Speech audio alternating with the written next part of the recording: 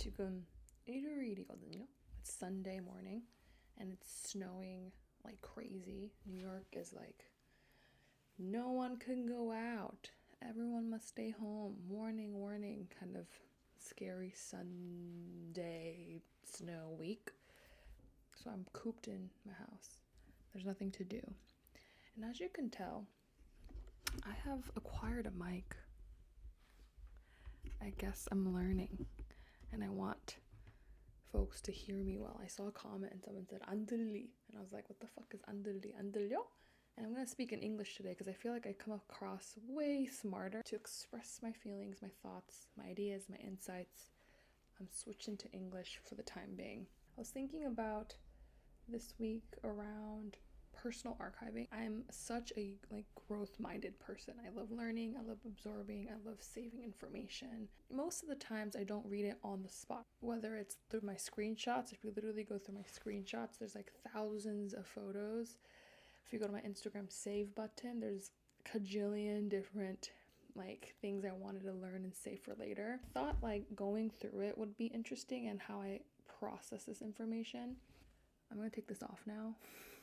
Today's Sunday, so it's self-care day. You just gotta, speaking about Sundays, I take around 2 hours in the morning just going through what I saved. And if I can read one or two things really with intent and attention, that's the goal. I thought I'd share 3 of my favorite Substacks too, as a growth-minded person, and why and how I've come to love those writers.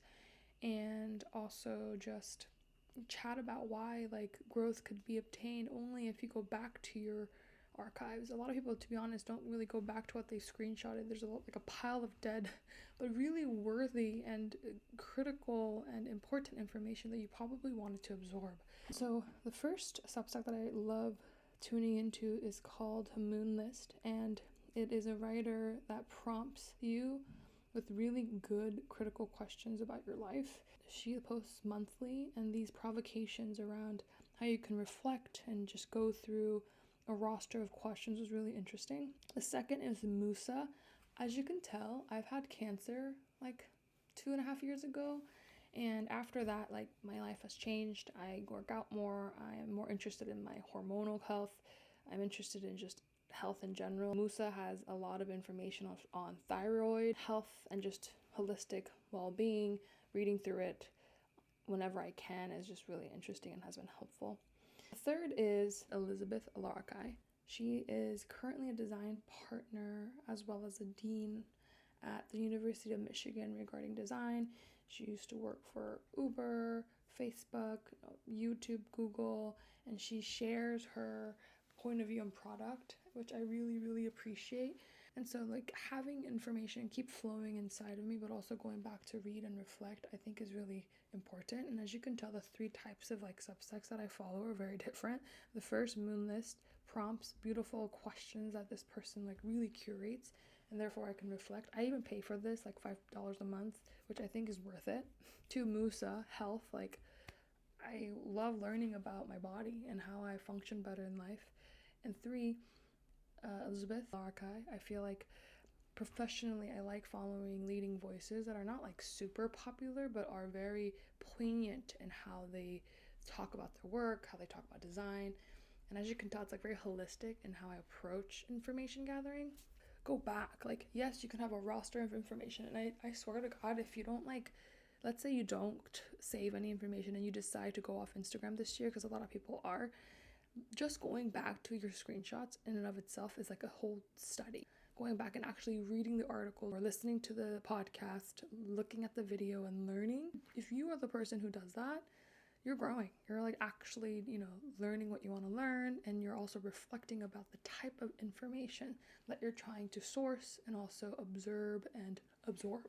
This week was a really busy week, so in the mornings or when I'm in my commute, I get to look online and, just look at various things. In that moment, I might not have time, so I screen grab it.